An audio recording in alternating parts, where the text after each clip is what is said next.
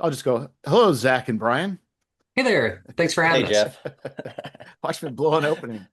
It's like I've never done it before. Okay.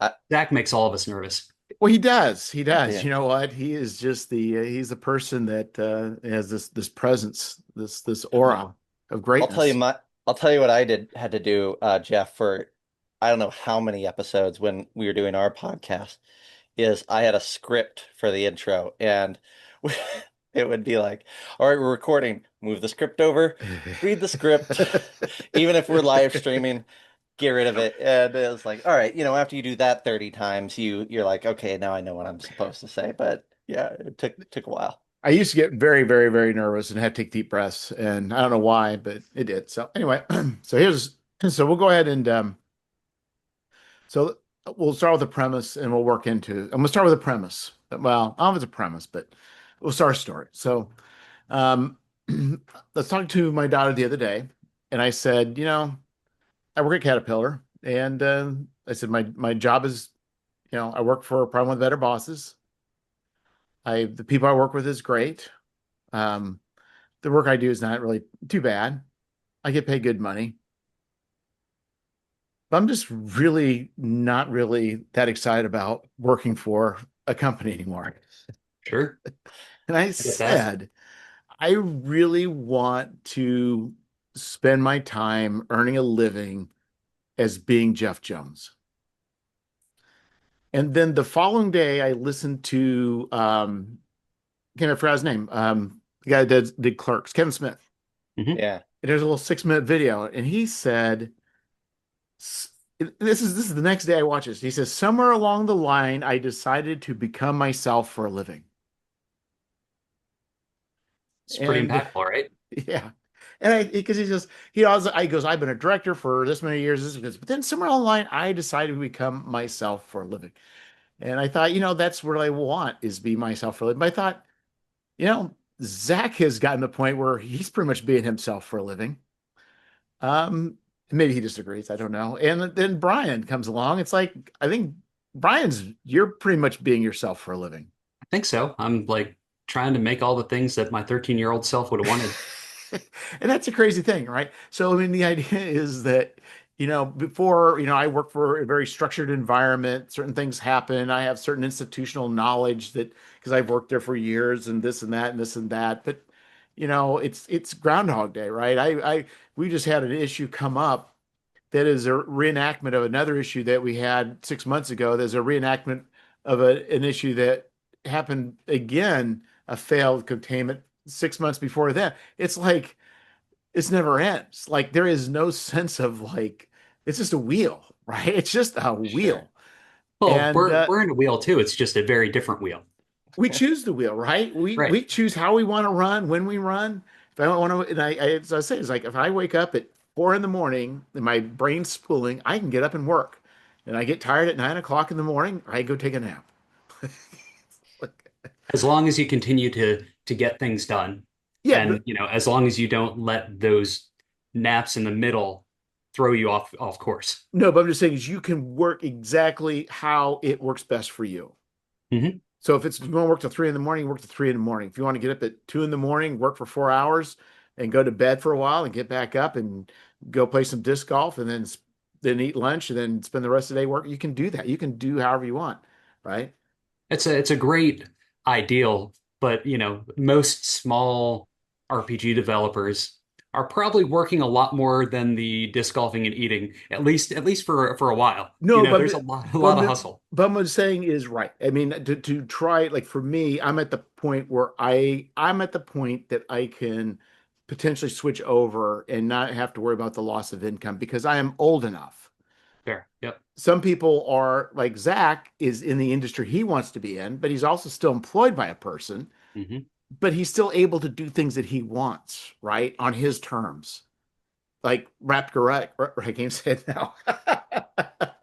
Well, it's been a week, so I don't Right. I expect know. you to. God, I can't believe I haven't taken a shower in a week.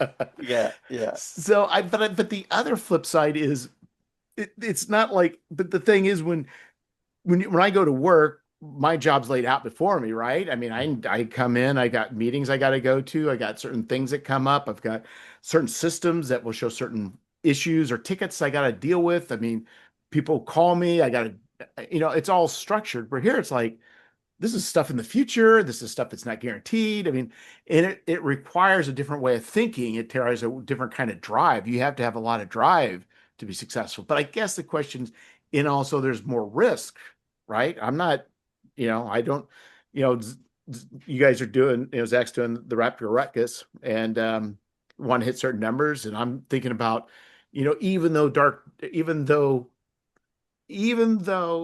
Visions was successful, I'm still nervous about Dark Devilry. It's like, I mean, I think Yeah. it's healthy to always be nervous about the next project because the market's regularly changing, people's tastes are changing, and you never know how things are gonna work out a little bit differently. So I think it's good to keep that nervousness to keep you on your toes. right. But I think the thing is, but I think what's also different is how we achieve those things are done in different ways. So like Zach has his job, but he also, some stuff he manages, right? You do on your own. Some stuff you get a whole raft of people and have programs. And it's so I guess the thing is I kind of talk about, and I think with Brian, you have not only the stuff that you're doing, but I think we can be also talk about is you purchased equipment to start your own means of production, right? Yes, yes, And so we're all creative, but I guess I kind of want to talk about like maybe what it really means to be in this space as more than somebody who just writes or does a thing, where you're saying, I want to take my vision to uh to become manifest, and then to take it to the market, and then to distribute it and fulfill for it, and like not just like the checkoffs, but like what does that really mean, and what are the kind of some of the challenges. We've kind of talked about this before, I think, with RPG ramblings, but I think there's some different aspects of this that we not have not talked about in the past. sure. I mean, there's a lot to dissect there. There's so many different pieces in what you just mentioned. Where do you want to start in the journey, right? Well, I think that's it. I think one of the things that is key to being more than just putting out a couple things a year is you have to either partner with people or you have to hire people to do work, right? Freelancers. Sure. Unless, I mean, depending on what your background is. Like I have a graphic design background, so I lay out all the stuff myself. I also Well, I just mean manage like in render. general, if you want to put out a few projects a year, you could try to do it yourself. But if you want to do major projects, Sure. you do not have enough time. Or Yeah, I you think make that time, yeah, I depending if think that you're, sorry, Zach. no, you're good. I think that there's I think the starting point is maybe one step behind that, which is to say, it is my goal to make something myself, or is my goal to, like, there's a difference between saying I want to be a full-time creator in this industry and saying I want to write a ton of stuff for this industry. Like, if you all you want to do is write, you can get a ton of work writing, and you can write a million things, but you almost certainly will never become a full-time person in the industry, especially if you need to make money. Sure. Um, so like, there's this question of like, is it more important to me that I have my hands on every piece of it and I guide my book or my RPG or my whatever through every step? Then yeah, you might hire people or you might do it all yourself, but are you guiding it all, or is the goal to be not have any other job and just do this yourself? Those two routes are going to get you two different things.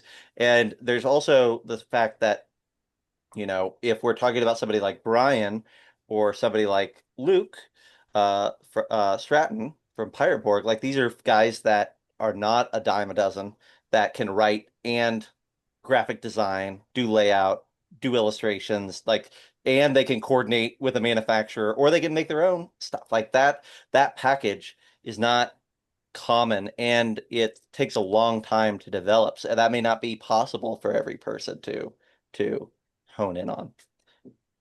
No, Yeah. I agree. Most people, and I think maybe Brian will agree that we can, if you can, even though you can do everything all the way throughout the whole, there's probably some things that you or me or whoever, there are some things that you're less good at than others. Yeah, absolutely. And so, some things that you should pass off to other people, but then sometimes you're a control freak and just want to do almost everything, you know. But like, and that kind of is what it ends up being for me, except for editing, because I know that I need somebody to make my words better. Thank you, Walton. And then, but yes, especially if you don't have certain skill sets, Well, getting but the like right you're hiring somebody partners. to write fiction for you, right? So there's this, Yes, yeah, absolutely. yeah. So I'm just saying. So I think there's a point. And I think you're right. So Zach, is that like, so Luau Lu, he has a bunch of ideas, got a lot of great ideas. He loves mechanics. He loves developing systems, but he wants to do it himself, and it takes him a long time to do it. And so, he may put out, maybe one or two things a year, and that will, always be a limitation for him, and he may be fine with that, but you're right. But I mean, if you're wanting to just go up to the next level as far as, I don't want to say beyond a hobby, because I guess I Yeah. don't, if you really want to maybe really start putting out as a publisher, or see your work expand out further, I think that's kind of what I'm looking at. Sure. I mean, And, and you also, I think you have to get out there and not just be in your home office and just making stuff. You have to get out to the conventions. You have to be a part of the community. It really helps get your work out to other people, to players, and also like our community's great. Like people help each other out all the time, and the more FaceTime you can get with friends in the industry, the chances are like if you do need to partner with somebody on something, you're already going to have a relationship that you're building, as opposed to it's so much harder, at least for me, it's so much harder to try and do it over the internet. I'd much rather see people in person, get to know them, play a game with them, even though I don't play as many games as I should at conventions. But when you can and get to know them, I think it goes a long way. it's also, I think, like the other big thing that I found is being super, super honest with yourself about your work. Like that doesn't mean being hard on yourself, but it does mean recognizing that, like, I'll say on my end, like, I think if I could do every piece of it, right? I have done every piece of it, but I know if Zach does the artwork side of it and the graphics of the project, it won't make as much as if I bring somebody else on to do that side of things, right? And the same could be true art, certainly with writing or with editing or with layout or with manufacturing and coordinating, like what does this book look like? Do you have the knowledge to understand different paper types and different lamination types and blah blah blah blah. Like all those things super matter. And I think there's a lot of people, and it's myself included in this, not pointing any fingers except back here, that can do an enormous amount. And so we choose to do an enormous amount because we're control freaks or we're misers and we don't want to like pay anybody else because that means that there's less money that ends up in our whatever. Or like there's a million reasons why you don't. Or you're just nervous or you don't like dealing with other people. I mean, like there's a million reasons why. But I think that we definitely are an industry where a lot of people have decided that what they're doing right now is good enough. And or they don't want to change it bare minimum, and it's going to require change and at an uncomfortable level in order to achieve the next level. And a lot of people that are aiming for that full-time spot or that their career in the industry or that like whatever, a lot of that is probably the hurdle that you're gonna have to get over is changing your status quo and what you think a product of yours is going to look like and like how much, like, I mean, obviously something on my end is like, how much are you spending on marketing? Like I talked to a ton of people and they're like, for one reason or another, and they could have a lot of valid reasons. It could be like, I don't have $1,000 in my bank account. So the thought of spending $500 on ads is really challenging.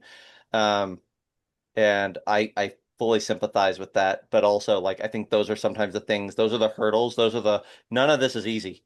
None of it. Even if it's super fun, it's probably not easy. And so a lot of times it's about, okay, this sounds like a challenge to me if you have $1,000 in your bank account and you need an ad budget that's $1,000. How do you find that money is probably the biggest challenge that you're going to face and the most important one about making that product because it's the one that requires stretching, pain, growth. They get outside the box for you. Or what you're going to do if you don't have that money to make up for that by being everywhere and spending as much time as you can on all the boards. It's because I think I think what you gain by the marketing spending the advertising is that it's time, right? To get the same amount of reach, you'd have to spend 40 hours a week So probably to much, get so the much same, time. and Yeah. so that's where I think the issue kind of comes in and sometimes too. But some people are already connected and they probably can be very effective because of the personalities and the reach and whatever. But you're right. Marketing is huge, and I think you're right. You do, and I know I have to keep challenging myself because I tend to want to not spend money. Or it's like, no, I need to be spending money. Yeah, and that's for every other person. It's like you you could ask somebody, like I could say, Jeff, what do I need to do? And Jeff could give me his opinion, and that's going to have some value. And Brian could do the same. And uh, it's important that you do that, but it's also like I think at the end of the day, it's going to require you being able to be brutally honest with yourself, and saying, my art, Zach's art, isn't good enough for this. And I have to come to terms with that and recognize that it doesn't matter if, because here's the thing, we're all surrounded by really cool people because this industry's full of like really awesome people that are super awesome and super supportive. If you go to your super awesome, super supportive community and you say, "Hey, what do you think about this cover?" They're gonna say, "Hey, Zach, hey, Brian, hey, Jeff, you're awesome. I love it. Let's do it." Yeah. And that's not really the messaging that is always the most useful to you. So I think it sometimes a big thing that I like doing, which is maybe not helpful for everybody, but it helpful for me is to say like, is my thing as good as this thing over here? This comparison, and it's an honesty of it's not as good. Okay, then why should I expect my project to make as much? Why should I expect my company to be on that person's level if I Right. can't Mhm. recognize that, right? So. I think that's like one of the main things, like cruising like conventions before they open as a vendor, going the hour or two beforehand is going and looking at all the booths, seeing what innovative things people are doing with packaging, with layout, with displays, all that stuff just to get inspired and try and push yourself to do better. Well, and that's a lot of, I don't get to play much, but a lot of times I do go to conventions and buy books, a lot of times for inspiration. Hmm. When I might say for inspiration, I mean like just the layout, the fonts. I'll pull out books occasionally and say, you know what, I kind of like to do something like this book. There's something about this book I really love. I Hmm. got a project coming up. I just kind of wonder what things can I borrow to kind of get that same kind of feel. Yep. Yeah, so it's but I also find what's interesting for you, Zach, is you are also what you do is you pick the things you want to do and you do those things. Like you're not tied. You kind of create in a sense of there's a lot of freedom, right? So you help me out with Kickstarter's backer kits, for that. You'll do a project, with a group here. You'll do another project with a group there, and you can tailor exactly what you want your interface into this commercial side of the hobby in a way that just suits you best. And that's kind of going back to how we work. It's not even just the hours, but you're able to craft things. And I guess how do you how do you navigate through that, or do you even think about that in that regard? Uh, Um, it's sometimes it's really intentional and sometimes it's not intentional at all. And I will say that like definitely having a foundation is super important to me. Like having the fact that my day job is doing things for Luke and with Tyler at Lemon and getting a paycheck from that, doing stuff that I really enjoy, but definitely being part of a team and being part of a company and working that way, that's definitely a component that allows this other to the degree that it is.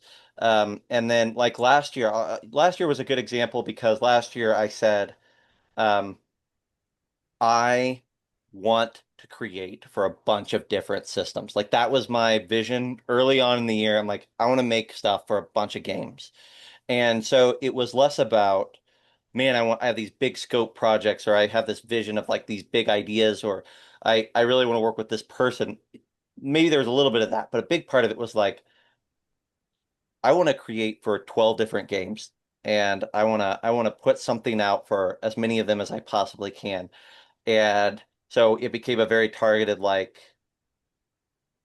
what are my inroads for these different systems? Who do I know in this space? What are they working on? How can I help them do what they're doing to get further along? I mean, small case here, and Brian was super nice. I think he actually reached out, but Brian reached out to me and said, "Do you want to write a little short story thing for Vastgrim? Not short story, but short adventure for Vastgrim." Uh, of course, the answer was yes. But like, he already had a vision for a product and an objective for that. And I was really able to just say, let me help you get there. And that was largely the case with everybody was, for the most part, was saying like, how can I help you get where you're going and get a credit on it while I'm at it? Um, but then there's other years like this year where it's like smaller projects, but with bigger goals.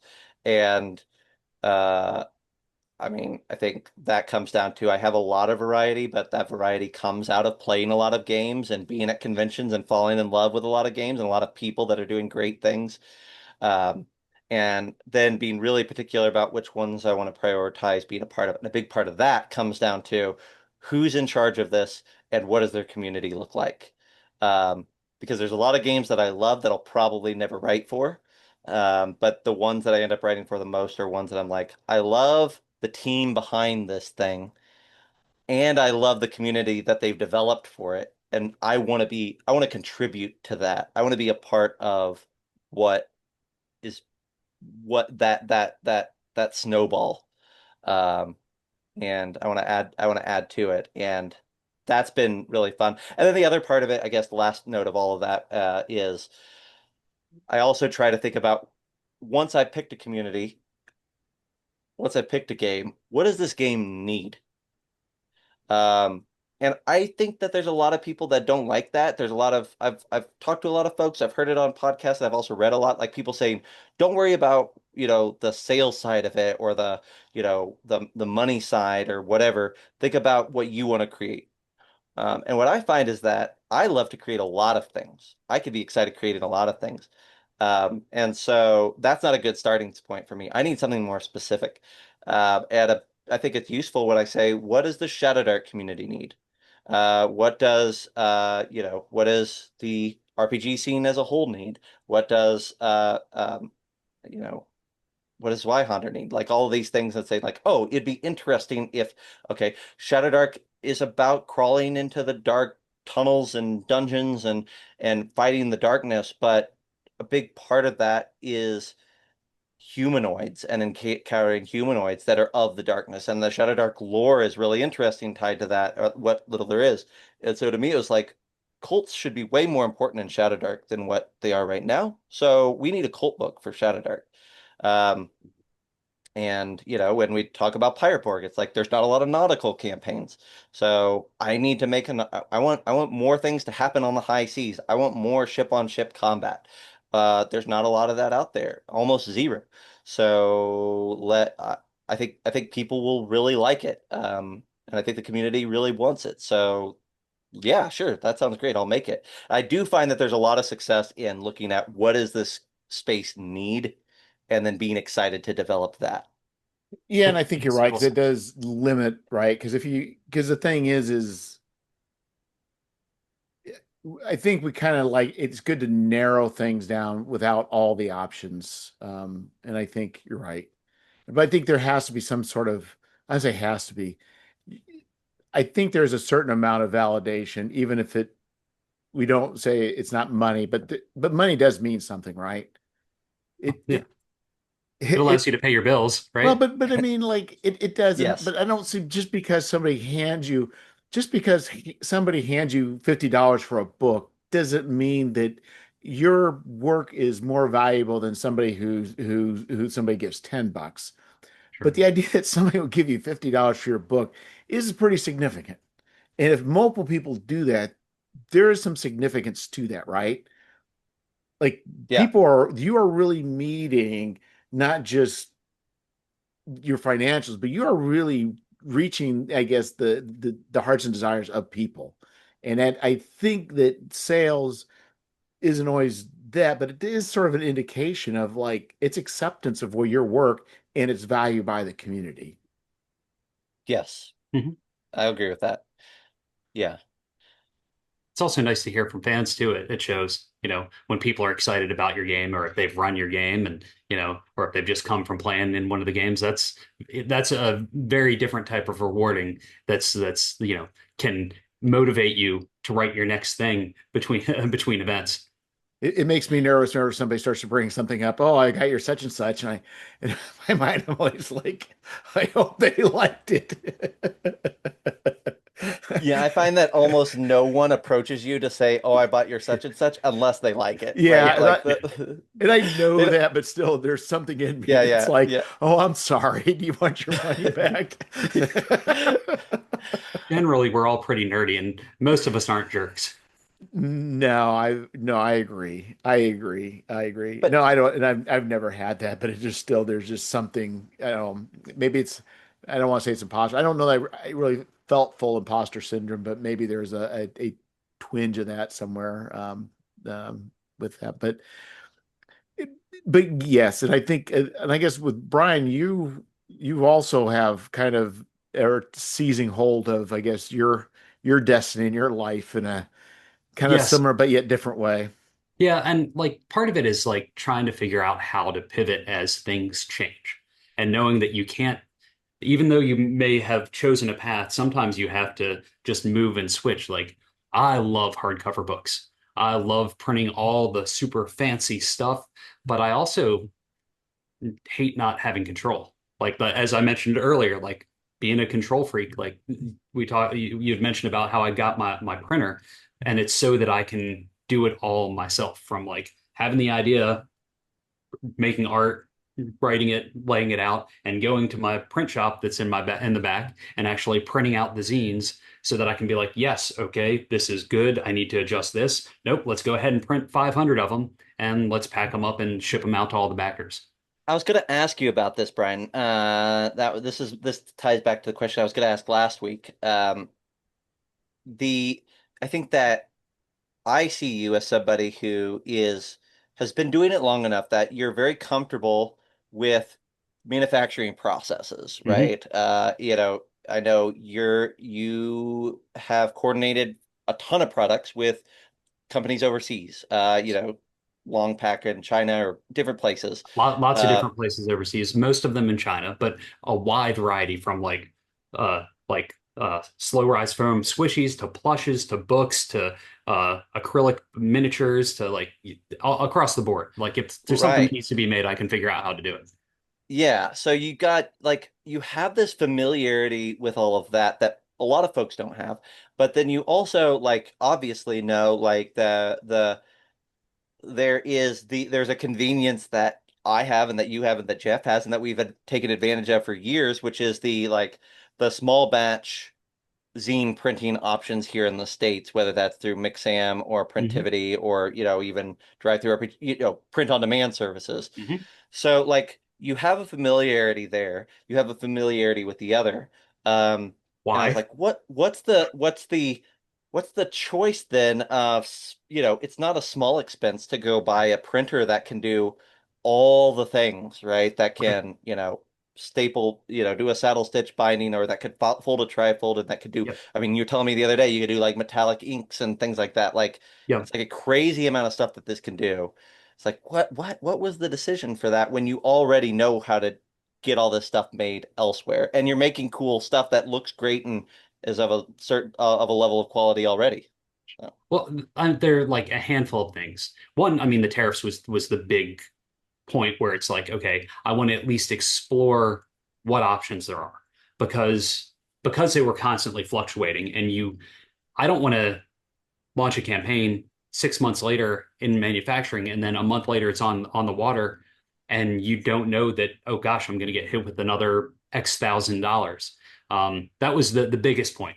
I did when before doing graphic design, or my introduction into graphic design out of college, I worked at some print shops and I got my feet mhm. wet. And so like it's all stuff that's familiar to me, even though it's been ages and ages. So when I went and talked to some local places in Atlanta that actually like sell and lease and take care of the machines, like part of my contract is that covers toner, it covers repairs. If it's down for more than X amount of time, they have printing facilities in their shop, and if I have a job, they'll print it there because it's not running. Like I know how to do it. So when I priced out, if I were to just go to a zine format, because I didn't want to have to worry about any overseas stuff for the most part, except for other strange items. But for like the bulk of what I'm putting out, if I just was printing zines, how much would it cost?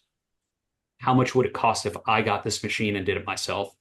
And then I could do like, hey, Gen Con, I did 56 games times 6 players. What if I charge a couple dollars more and each of those players get an exclusive version of the game that they played with a variant cover, and doing things that makes it more of a unique experience that also helps strengthen the small, like the community that I'm trying to grow. So if I'm paying the same amount, but I get all these extra benefits, and then maybe I can print for other friends in the industry, why it seemed like I had to do it. Yeah, I think with the I'll say the cost, but I mean the downside is you've got space, right? I mean, so that's the other thing. Not many people can dedicate a space for a press, right? Right. Well, I was looking at renting an office space, and I had a 10 foot by 30 foot shed that I had gotten during the pandemic because I had a warehouse previous to that, but then there weren't conventions and I wasn't doing selling things. So I moved a bunch of stuff to this shed, but then I moved almost all the product from that to Studio 2, who now does like a consolidation for me. They sell to distributors and stores and direct to consumers and bring stuff to me for conventions. So once I had most of that cleared out, uh, my friend Jeffro, who is very knowledgeable on a lot of building things, um, I learned how to dig a 130-foot trench and run electricity in conduit underground and put in a junction box that connects from there to the house. Talk to one of my friends that's an electrician and taking pictures of everything we're doing to make sure I don't blow things up, and insulating the walls and putting the walls in and running lights and, building the space so that I have somewhere to put it, so that I'm not paying rent at an office space 8 months from now when, hey, 8 months down the road, it's already paid off. Mhm. Yeah, so and that's and I think you're also having to so ink's expensive. I think there's a lot of upfront costs, but as I think if you're able to keep that press running, you'll come out financially ahead, right? So you Right. got to have enough work to keep it running. Maybe Sure. not 100% of the time, but you're buying ink is extremely expensive. You're buying your paper and rolls, but what you're producing, I think what you're giving up is it can be financially work out. It's just that if you got enough work, but you also just need to have like dedicated space. You need to have Right. Yeah, absolutely. you have to have a climate control. So you Yeah. can't just put it in your garage because when it's 85% humidity and all Yeah. The things, paper's going to get wrecked. yeah, Yeah. Yeah. it's Yeah, absolutely. Yeah. We installed a mini an AC split unit and all that stuff. Yeah. No. And I don't think it's something that just anybody would be able to just be like, yeah, I'm going to go do this. Like I'm definitely have a lot of outlying skills that allowed me to do it. And also the price I got it at and the maintenance fee, if I just put out my zines for what I have projected for the next year, because I put out a lot of stuff, um, I would break even. If I take on extra projects, then I'll make some money. on top of the stuff that I'm making, like on top of whatever Kickstarter funds come in from projects I'm making and all that stuff. Yeah. It, So, and I there's think, also oh, go ahead. there's also this idea that I think I like that is we kind of started with this, but I think it's really difficult in this industry to be one thing, like to say I'm a writer or I'm a designer or I'm an artist, period. I'm gonna make a living doing that. I think you Yeah. have to be multifaceted in what you are capable of. And I think, on my end it was like, okay, well, I can do marketing and that side of things in addition to it. I think that it very much speaks to who you are, Brian, as you started out in this space with sculpting, right? Hmm. I think hands-on creator, physicality creator Yep. is something that you've been doing from the beginning, and this is a very natural pivot for that type of person who has the skill set that you have to say, great, I'm going to be a designer and a graphic artist and a a zine printer, and that'll make sense because that's who you are. It's not going to make sense Right. Yeah, for a absolutely. large amount of other people, but it makes sense because of the skill set and because of what you are passionate about in the space, that this would be the direction that you would go.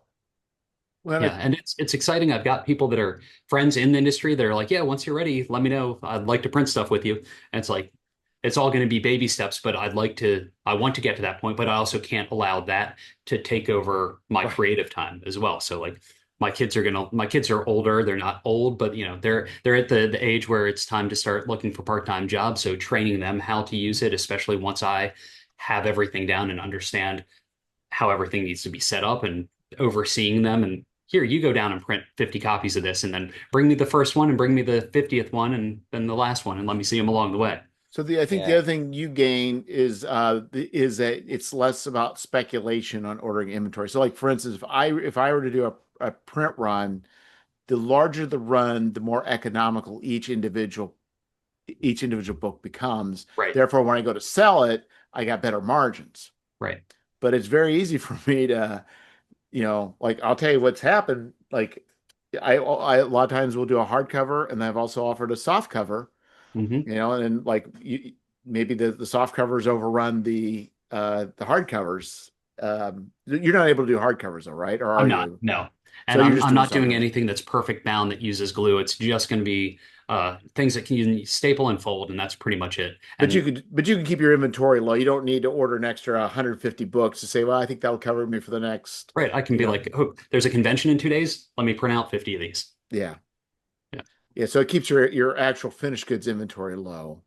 yeah, Because now I'm dealing with another problem where I've got a high amount of finished goods inventory that I'm taking on, and so yep, maybe so storage space, and now thinking about warehousing, and I yep, started thinking with you, it's like, well, maybe I could put another shed in my yard, run some right, air conditioning to it, and yep. I that'll be mean, my storage spot. I don't know. trying to figure out what the right solution with that is. I think one of those is that you kind of have to look and try and figure out if you can figure out where you want to be a few years from now, because like, but then there's always the unexpected factors. Because like I had a 1,200-foot warehouse that had 3 office spaces in it. It had like the actual loading dock, and I was like my blind box squishy Kickstarter was fulfilling. I had like maybe like almost 2,000 orders or something like that. I had my kids in there. We were going around a table, picking and packing and doing all that stuff. Yeah. And then COVID hits, and then there's just nowhere to really sell stuff. And so like there's certain things when you get into leases and stuff that are when things are beyond your control that it's sometimes you just have to try and have to figure out how to pivot from there. Well, and I think that's the other thing, right? When you start going over to being more, we'll call quote unquote self-employed and things, I mean, then you're right. You have to think about, you know, you're right about being able to pivot, whatever that may be, because we know that nothing stays the same and things do happen. Yep. Yeah. Yeah, for sure. I think the other thing that should not go understated is I think I'm thinking back to what we've already said, and one of the things that has popped up numerous times is that, like, you know Brian is getting pinged from other people in the industry, other publishers saying like, "Hey, whenever you're ready, let's talk about printing." Or, on my end, I get people to reach out and say, "Hey, could you help me with marketing?" Or, this, that, and the other. Like being an active person in the community who is engaging and helpful and encouraging to others and who is knowledgeable and has a skill set, that who doesn't mind sharing, like Jeff, you do, obviously, with this podcast and yourself, Mhm. and also the people that you bring on and trying to give a space for creators to get answers to things that they might be wondering about. Like, I think that is also a fundamental part of finding the success, is because if you're saying I'm only going to do this by myself and I'm not going to engage with anybody, even if you're like Brian and you're like, I can do this all by myself, if you don't know anyone and if you have no connection to the wider space, if you have no peers in the industry who you can chat with or whatever, like the likelihood that you will find success at the level that you need for long-term stability is extremely small. Oh, Absolutely. that's the other part of it, I think that's true, is that even if you can do everything, there's a fundamental part of community and being a part of it that is important in this space. Yeah, especially in this space because that's what our space is about. It's about all of us getting together and enjoy having shared experiences. So, yeah, get out there and meet people and help other people out. Like Zach's the same way. Anytime somebody has a question about something industry related, production, whatever, like I'm like, yeah, let's have a video call. I'll have 5, 10, 20 minutes of my time if you have questions. Yeah, and just help the next person out so that they can help the next person out so that we can keep playing all these games and kids can keep playing them and keep making more people that want to play make believe. Yeah, people remarked about this that have kind of gotten into the publishing space, and it's interesting that we none of us see ourselves as being competitors. Right. Yeah. But I Not at don't all. I don't know that there's that many spaces that you'll find anything like what we experience. Yeah, I think there is like I think there's definitely sometimes there where there's like a friendly competition sort of vibe. Like I mean, we don't it's 100% on a friendly level, but like, we make Pyreborg. So we're looking at every other pirate game that is Yeah. out there and that will ever be out there, and we're Mhm. saying, what do we look like compared to them? Like how, what can we do that they can't? What can they do that like there is a level of like friendly side, but that it doesn't ever go to the level of like, oh, I need them to do poorly, or I need like my value is No. in how much better than I am or more But you'll successful that you'll we play are in in a there. Call of Cthulhu adventure over at a convention, right? And they're playing Morkborg with you guys. So it's like And people. if Oh, go somebody ahead. made a Jurassic Park game, licensed Jurassic Park game tomorrow, and they called us up and they said, "Hey, we see that you're making Raptor. Would you talk to us about, you know, what you found challenging and whatever?" I would be super excited to chat with them. Like, Yep. even understanding that they're gonna blow our little project out of the water at that point. It's like, yeah, but like, it's cool that that's getting made and that the community's growing. So, yeah, I think, yeah, it's definitely, if you approach it as I'm going to have trade secrets, or I figured out a solution that, is my secret sauce that I keep locked away in a vault. Um, you're you're not gonna find a home here. I don't think, Yeah. No, and I long think you're term. right, and that is the thing. You're right because I think in general, going back to because no, very few people are great at. There's only usually a couple things that people are good at. Some people are great at more stuff, but you do need it to be successful. To be successful, by successful, I mean, let's say being able to ramp up your number of titles, the amount of production to more than just a small zine here and there. You really are going to have to rely on other people, and you're going to need to bring in other people, and it's that networking is very important. Yes, it is. Jeff, you you had indicated before, and I know we're getting towards the end, so I was curious, do you wanna, you said you had a discussion on conventions that you might want to loop into Yeah, well, this. the other thing too is going to conventions. So I'm attempting to expand. By expand, I mean start Yeah. the my convention presence. Right now, up until I quit my job, I have a limited amount of vacation time. Yep. And so one of the places I did go was, and I've got a spreadsheet calculator. So I've got mileage, I've got Uh-huh. hotels, I've got meals, I've got fees, I've got then what's figuring if I'm 20% of my book sales is the cost of the book, like what percentage, what how much sales do I need to break even? And Hmm. then I got per how many days am I going to be there? I'd like to make at least $250 a day. Like what do I need to do to make money? And so I've started that, and it's kind of interesting when you start plugging those numbers in, um, like what's good and what's not can change drastically, right? So Oh, I absolutely. loved North Texas Con. I did fairly well at North Texas Con, but it was like 6 days of my life gone, Uh-huh. you know. And Yep. so there could be another small convention. It's only like 2 days. It's close by. I don't have to sell as many books. So I can still, but also I want to expand out my presence as well to other people. But you're also one of the people, in cost. And one of the things was I was surprised was maybe I shouldn't have been, but was with Gen Con because you were asking for about potential people to share a booth with. Yep. Hmm. And then Zach said, "Hey, Brian reached out to me, blah blah." So I reached out to you, and he said, "Yeah, it'll be $4,000." And Right. my remark was, I think I said, "Is that my half or is that the full amount?" Right. And like a lot of that varies depending on what it is. So like Ah, I had a 10 by 20 end cap. So there's two corners, right? yeah, The corners are extra expensive. And then they also have a booth split fee. Like, so there's an extra like $700 tacked on if somebody else is coming in to it because of it. But also Gen Con's the biggest yeah, pop show in the US. It's the hardest one to get into, and there are tons and tons of people there. I would not ever suggest that being one of your first conventions. I think you need to do other conventions, get your sales pitch down, get to see what actually resonates with people when you're yeah. looking them in the eye and they just kind of start to zone out because you're talking too much about one thing and not another that's, that's going to make them be like, oh, yeah, that sounds fun. Also getting your booth presence to a certain level that's going to build confidence in the consumer to be like, oh, I need to spend my money there because they're doing something right.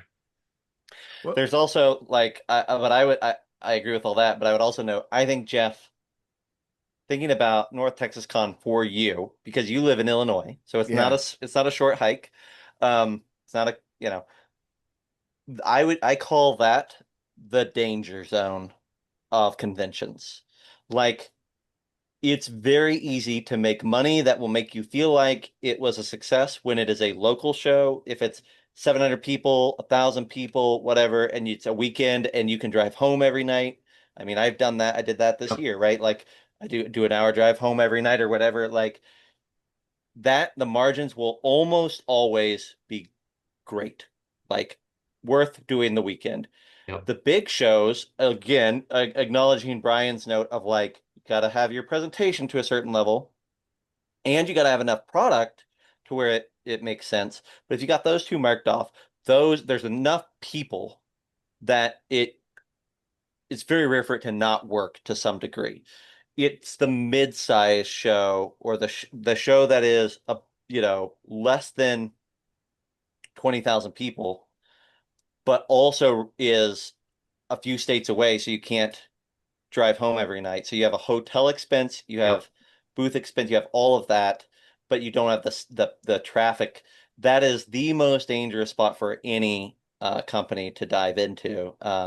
Every penny matters there, Yep. and it's super. If you're gonna go in the hole, that's gonna be the first place it happens. the Yeah. advantage to that is I only had to pay for one night of hotel and um and also the cost for driving that somebody else was driving. So it was Yeah, it that was was it was bad. worth the risk, but it's also but I lost 6 days of my life. But you You got know, 6 days of experience. Yes. There's definitely, I think Brian, I don't know how you feel, but like my wife gives me a limit of I can be traveling for shows a third of the year, right? Mhm. Like that's the reality, which is like 16 weeks, and I think this year I'm at 15 or something Yeah. ridiculous like that. But I note that to say that it is a trade, and I think that conventions are 100% the thing where if you're not enjoying being there the entire time you're there, you should not do it Yep. because you're giving up it's 6 days of your life. Jeff, your case, it's 6 days of vacation from a Yes, right. job, Yeah. right? But in our, but in, but even in the gaming space, it's 6 days that you could have spent Yes. Writing. writing, Yep. layout, Kickstarter, whatever, like making something. It's an So opportunity cost. Yep. it's an opportunity cost, and it's so high of an opportunity cost with so much risk that you should only do it if you're like, when I get there, I'm in my happy place, and I'm there the entire time I'm there, 9 times out of 10. Like that has to be the mindset of it. Hmm. Or I don't think it's worth it. Well, there's two things I think that one is I made some for one financially that it actually worked out pretty well. I didn't fully get my full like super happy on the money, but I did well. But I think the other thing is I made some connections with people that could be very important uh, going forward. And also, I need to start for like Blood Sands. I need to start for my setting. I need to start working on doing play test and getting people Yep. playing the game. So that's something in the future I need to do. Just once I'm no longer working at Caterpillar, then I don't feel so much like you know it's constrained. Yeah. But Yeah. so but yeah, but looking at like but with Gen Con, I mean, there's also hotel rooms. We start adding hotel Yeah. and all that other stuff. It's not cheap. No, it certainly is not. And I And also looked at I did not believe I had enough. I did not believe that the product I had that I could sell enough. I didn't believe that I would sell enough to justify it. yeah, yeah, you definitely need to have enough variety, enough stock, um, because that's a gigantic expense. Then looking at food as well, like there's a if you're just starting out, there's lots of ways that you can cut costs. Like you can get a hot plate, you can make stuff ahead of time, freeze it, bring it with you, Yeah, heat it up in your hotel room in the morning and at night. And if you're trying to just like if you're trying to live like a carny, or if you need to live like a carny to try and make more profit, there are ways to do it. You have to think about it ahead of time. You can't think about it once you're in a different state in a right. hotel. Be like, oh wow, I wish I would have done this. Or you can do Airbnbs and go to grocery stores and cook meals in the morning and at night. Pack your lunch for conventions. There's lots of ways to try and make them more profitable. Yeah, and I think that's just it. There's I think there's there's convention to make portion to make money, right? Hmm. There's a portion there to, I guess, potentially create like brand awareness, which I think is going to be harder at Gen Con, um, as opposed to smaller con because there's just a massive wave of people continually flowing. Where it's smaller cons, people can talk but I think the other thing is also then if you can get your material out and actually have people playing your material, that would be another probably a And then the third fourth, thing. like you already said, was networking. You Yes, and you networking. always get something from a show by making new friends and being around people in the industry. Yeah, so I guess the question is, and I think I have plans for more books this year. I think if things go well this year or in 2026, I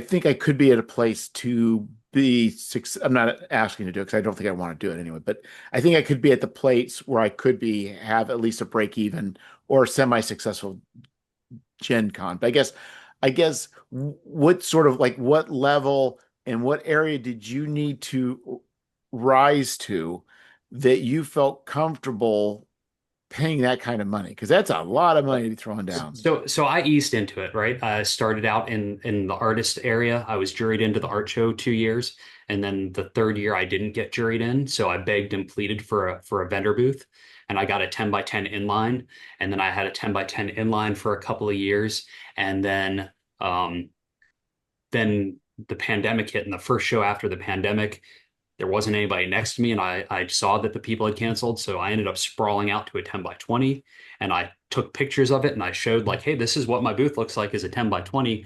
Can I increase my booth size? And they said no and no, and then all of a sudden there was a 10 by 20, but it wasn't a regular 10 by 20, it was an end cap one, so that was the super expensive one. But the problem is like new spots don't open up regularly. So I was like, I either have to say, yes, I'm going to spend the extra thousands of dollars now, or I may never get the chance again. So I was like, yes. And I had that for 2 years. And then this year, I had Swarmish and Plunderlust that weren't ready yet. So I didn't have enough stuff to fill up that much space to make it profitable and have people work the booth and pay their hotel, like all those extra expenses. That's why I like next year I'm gonna like 10 by 20 is I'll probably be overflowing 10 by 20 and be trying to get bigger, more space. But sometimes you just have to invest in it and know that you're doing it, knowing that you're going to grow into it. Yeah, and We that's did oh, go ahead. we did I was thinking back to the first, so this sounds so stupid now. But it's probably worth noting that not everybody's as technical as Brian and as clever as Brian. Because Thank the you. first two shows Thomas and I did with our little company, this is pre-Wogdy, was we did um Origins and then Gen Con. Hmm. Um and so, like I'll tell you the biggest, like, we had a handful of zines, fifth edition zines, which were not a big seller ever. And then a handful, like one or two like soft cover 8.5 by 11s. And we went to Origins, and I think that, like, we had a nice table skirt, and we had a nice backdrop that we had put together. So we looked halfway professional. Um, but we had, maybe a total between Thomas's stuff and my stuff and David's stuff. We had ten books on the table, and none of them were, smash hits. And I think we had one that was over $20, right? Um, and we made money at Origins, with a booth that I think cost at that time, I think a 10 by 10 was like $1,400 or $1,600. Um, and then when we went to Gen Con, it was that same year, Brian, that you're talking about, right after the pandemic. And we got 10 by 10 there. And again, uh, did better than breaking even off of, a handful of things. But I think for us, it was definitely a level of, like, if we would have had two less products, we would have lost money. Yep. Um, but we had invested in a nice backdrop. We had invested in some branding. I guess that's the right way of saying that. Invested in some branding, and we had enough products to where our booth looked full. And that meant that we never had a hard time. But talking to other people, I think we got really, really lucky.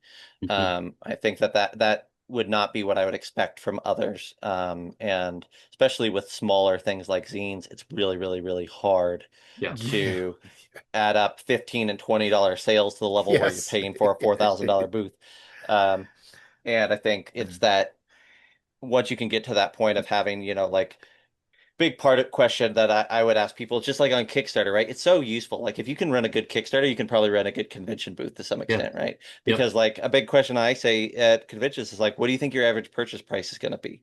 Hmm. Right? Like, oh, okay, well, you got XYZ products, you think your average purchase is going to be $40? I wouldn't go to a show. Not a big one. But if you're like, oh, if somebody's really excited about this and they like actually you're gonna buy a chunk of stuff, it's $90. Now you're talking. Now you're Yep. talking. And so on your end, Jeff, I would look at and say there's two types of people that are going to get excited about Jeff's booth currently, maybe three. But there's an OSE person, there's a Shadow Dark person, and then maybe there's a handful of Traveler people that frequent the halls of Gen Con still.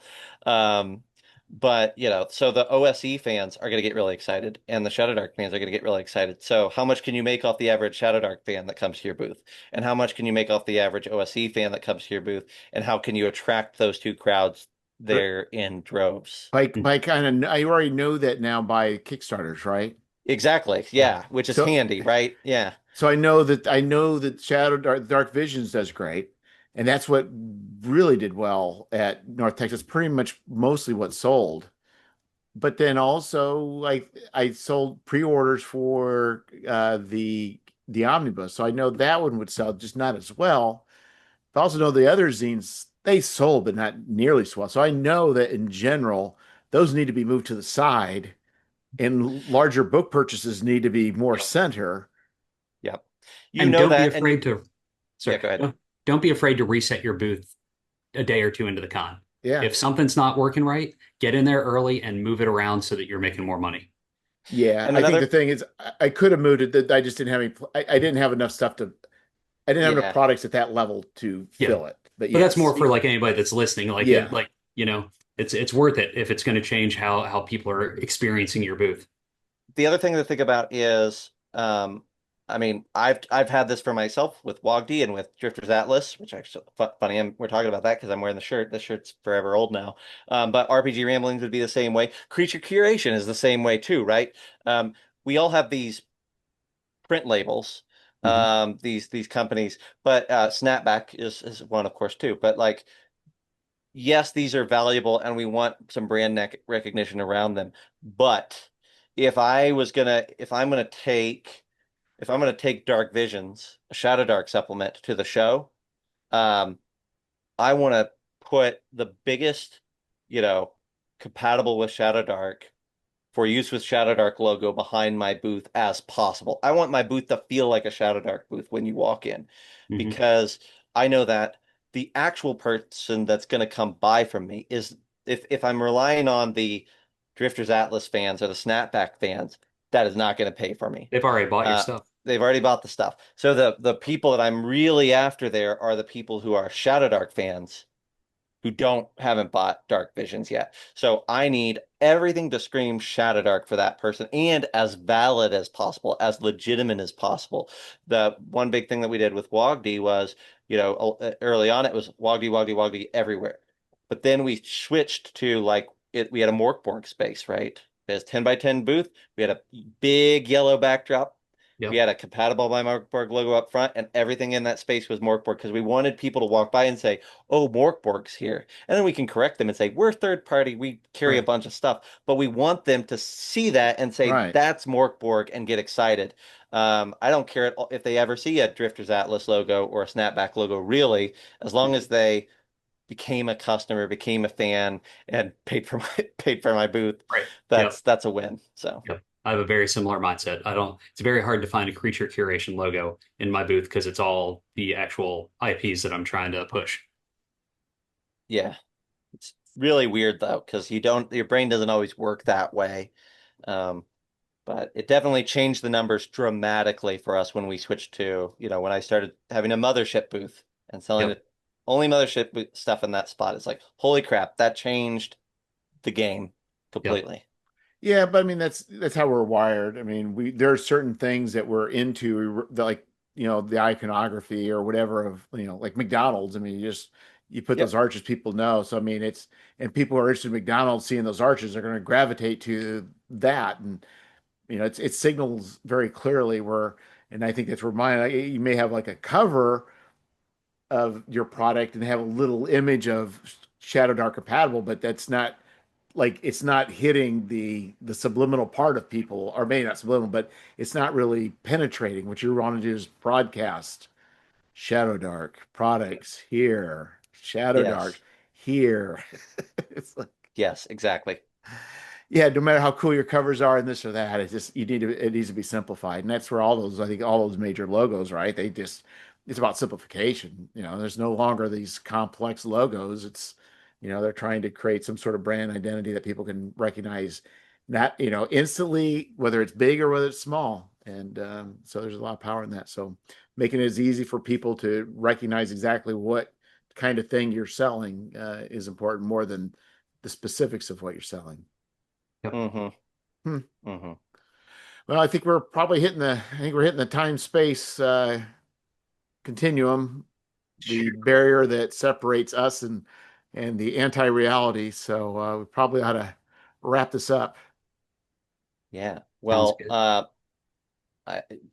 I think this has been a chat where several things have popped up, and I think the big one though that we talked about for a while was Brian's printer and Brian's projects in general. So, Brian, is there a way that you want people to get a hold of you if they want to Oh chat? yeah. Oh, I guess the easiest way would be to go to creaturecuration.com. That's my website. Or you can look up briancolin.com. That has some of my design work stuff as well as ways to get in touch with me. That's Colin. And Brian with an I because the Y's are evil. They are. They are. I I like that. agree. Yeah. So, but what about you, Zach? Is there anything you're wanting to promote? Like, I think we talked Well, last week about Raptor Ruckus. We might as well throw a plug in for that too. yeah, I mean, Raptor Ruckus is out there, and then like Jeff, I know, I mean, I think it'll still be in its final days at this point, but we have Dark Visions. We talked about that several times on the show, but Dark Visions is Oh on yeah. Roll20 is on Kickstarter, just a little quick project to kind of get the Roll20 side of that started. And then after that, we talked about it this tonight a bit too, but you got your sci-fi setting for Traveler that's getting another expansion, and Yep. then we've got a Next. big Dark Devilry, which is another Shadow Dark thing that probably by the time this is out, maybe there'll be a pre-launch page for. Nice. So we'll see. Yeah, it'd be big. It'd be huge, huge, Yes, Oh, yes. huge. I forgot. I do have a pre-launch page Oh now yeah. for my next Vast Grim expansion called Vast Grim Escaping Stasis. So if you just search for Vast Grim on Kickstarter, pre-launch is up. It'll be going live at the end of September. If you send me the links, and I'll put them in the show notes. Awesome. Thank you. Yeah, Perfect. yeah. Might as Yeah. well make it easy because we're in this modern age. We can put the links in the show notes. There you go. Cool. So, all right. Well, thank you, gentlemen. Thanks, Thank you Jeff. for having us. Yep, and we'll talk again sometime, I'm sure. Yes. Absolutely.